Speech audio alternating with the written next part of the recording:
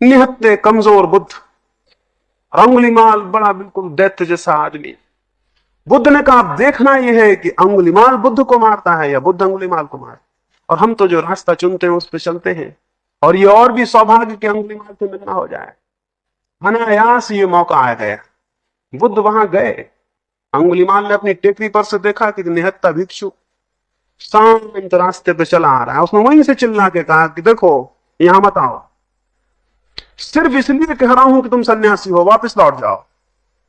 इतनी दया आ गई तुम्हारी चाल देख के, धीमे चले आ रहे हो, तुम लौट जाओ, आगे मत बढ़ो, क्योंकि हम किसी पे दया करने के आदी नहीं है, हत्या कर देंगे। बुद्ध ने कहा हम भी किसी की दया करने के आदी नहीं। बुद्ध ने कहा हम भी किसी की दया करने के आदी नहीं, और जहां चुनौती हो वहां तो सन्यासी पीछे कैसे लौटेगा। तो हम तो आते हैं, तुम भी आओ। अंगुलीमाल बहुत हैरान हुआ, यह आदमी पागल है। उसने अपना फरसा उठाया, वो नीचे उतरा। जब वो बुद्ध के पास पहुंचा तो बुद्ध से उसने कहा कि अपने हाथ से अपनी मृत्यु मोल ले रहे हो। बुद्ध ने कहा इससे पहले कि तुम मुझे मारो एक छोटा सा काम करो, जो सामने वृक्ष है इसके 4 पत्ते तोड़ दो। उसने अपने फरसे को मारा, एक दगाल तोड़ दी, और उसने कहा ये रहे 4 का 4000। बुद्ध ने कहा एक छोटा काम और करो, इसके पहले कि तुम मुझे मारोगे, इनको वापस उसी दरख्त में जोड़ दो। तो आदमी बोला कि ये तो मुश्किल है। तो बुद्ध ने कहा तोड़ना तो बच्चा भी कर देता है, जोड़ना तोड़ना तो बच्चा भी कर देता है, जोड़ना जो कर सके उसमें पुरुष है, उसमें पुरुषार्थ है। तुम बहुत कमजोर आदमी हो, तुम सिर्फ तोड़ सकते हो। तुम ये ख्याल छोड़ दो कि तुम बड़े शक्तिशाली हो, एक पत्ता नहीं जोड़ सकते। उसने एक क्षण गौर से सोचा, उसने कहा ये तो जरूर है, क्या पत्ता जोड़ने का भी कोई रास्ता हो सकता है? बुद्ध ने कहा है, हम उसी रास्ते पे चल रहे हैं। उसने गौर से देखा और उसके स्वाभिमान को पहली दफा यह पता चला मारने में कोई मतलब नहीं है, मारना कमजोर भी कर सकता है। उसने कहा मैं तो कमजोर नहीं हूं, मैं अब क्या करूं? बुद्ध ने कहा मेरे पीछे आओ। वो उस दिन भिक्षा मांगने गांव में गया, भिक्षु हो गया, वो गांव में भिक्षा मांगने। लोगों ने, सब लोग डर के मारे अपने मकानों पे चढ़ गए, उसको पत्थर मारे। वो नीचे गिर पड़ा, लहू लुहान, उस पर पत्थर पड़ रहे हैं। बुद्ध उस किनारे से आए और उससे कहा अंगुलीमाल, ब्राह्मण अंगुलीमाल, उठो, आज तुमने पुरुषार्थ को सिद्ध कर दी। जब उनके पत्थर तुम्हारे ऊपर पड़ रहे थे तो तुम्हारे हृदय में जरा भी क्रोध नहीं आया, और जब तुम्हारे शरीर से लहू गिरने लगा और तुम जमीन पर गिर गए तब भी तुम्हारे हृदय में उनके प्रति प्रेम ही भरा हुआ था। तुमने अपने पुरुष को सिद्ध कर दिया और तुम ब्राह्मण हो गए। प्रसेनजित को खबर लगी तो वो मिलने आया बुद्ध से कि अंगुलीमाल परिवर्तित हुआ है।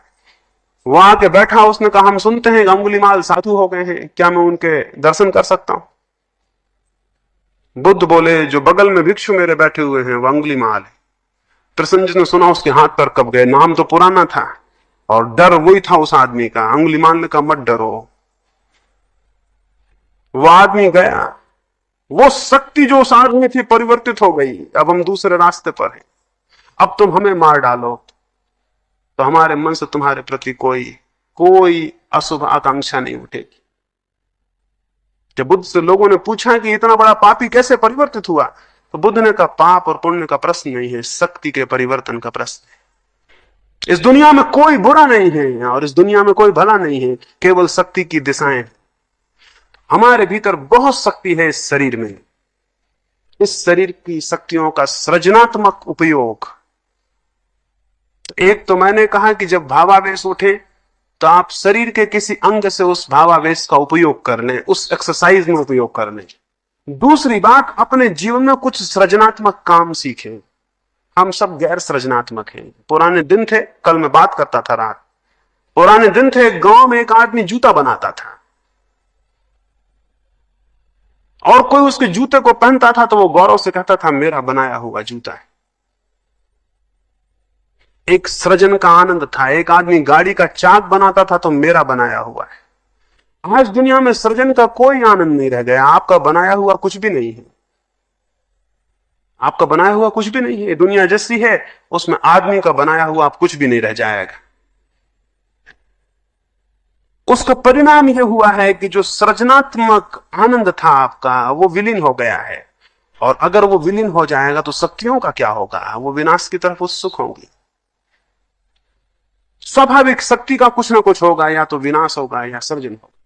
तो जीवन में कोई सृजनात्मक काम भी करें, सृजनात्मक मतलब जो सिर्फ आप अपने आनंद के लिए निर्मित कर रहे हैं, एक मूर्ति बनाएं तो कोई हर्ज नहीं, एक गीत लिखें, एक गीत गाएं, एक सितार को बजाएं तो कोई हर्ज नहीं, उसे सिर्फ आनंद के लिए, व्यवसाय के लिए नहीं। जीवन में एक काम चुनें जो आपका आनंद है, जो आपका व्यवसाय नहीं है, तो आपकी बहुत सी शक्तियों का विनाशात्मक रुख परिवर्तित होगा और वो सृजन में लगेंगी। भावावेशों को रोकने के लिए मैंने कहा, और ये सामान्य जीवन को सृजनात्मक दृष्टि दें। कोई फिक्र नहीं, घर में एक बगिया लगाएं और उन फूलों को प्रेम करें और उनका आनंद लें। कोई फिक्र नहीं, एक पत्थर को घिस के छोटी सी मूर्ति बनाएं। हर आदमी जो समझदार है आजीविका के अतिरिक्त कुछ समय सृजन के लिए देगा, और जो नहीं देगा वो गलती में पड़ जाए, उसका जीवन खराब हो जाए। एक छोटा सा गीत लिखें, कोई फिक्र नहीं, एक अस्पताल में जाएं और कुछ मरीजों को दो दो फूल दे आए।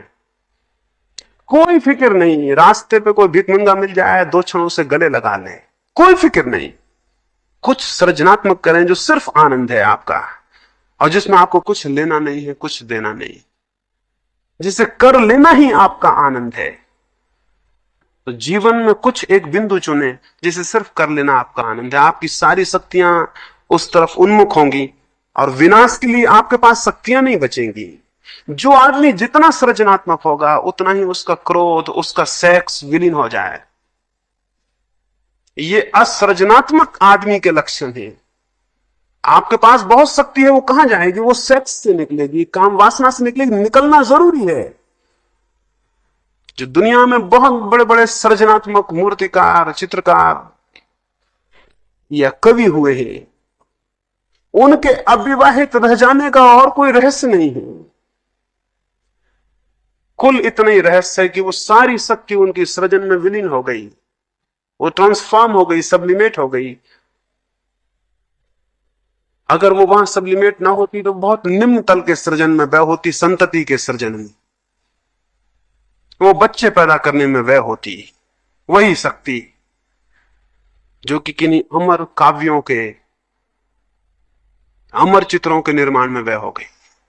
तो जीवन में शक्ति का सब्लिमेशन, उसका उदात्तीकरण बहुत जरूरी है।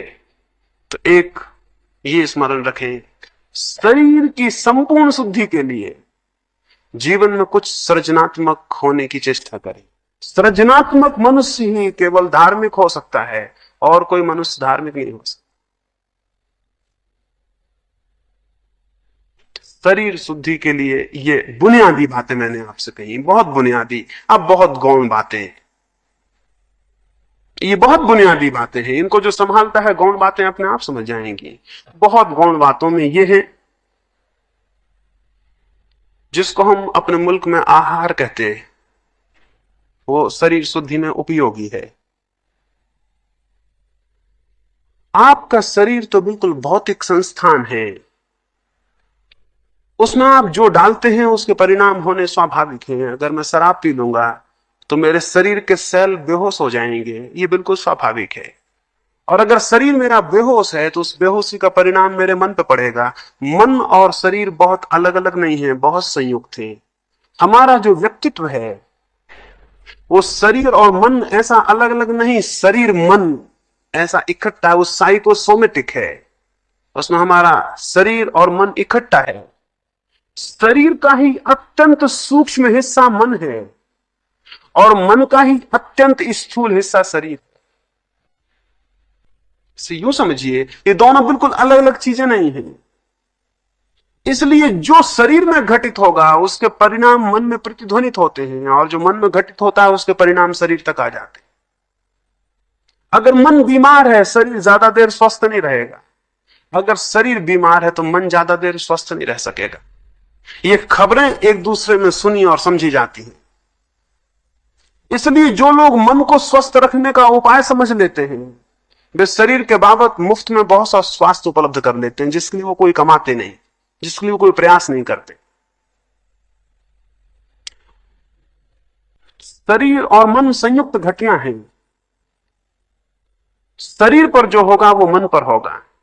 इसलिए आपके अपने आहार में, आपके भोजन में आपको थोड़ा विवेकपूर्ण होना जरूरी है। पहली बात, वो इतना ज्यादा ना हो कि शरीर उसके कारण आलस्य से भरता हो। आलस्य अशुद्धि है। वो ऐसा ना हो कि शरीर उत्तेजना से भरता हो। उत्तेजना अशुद्धि है, क्योंकि उत्तेजना ग्रंथियां पैदा करेगी। वो ऐसा ना हो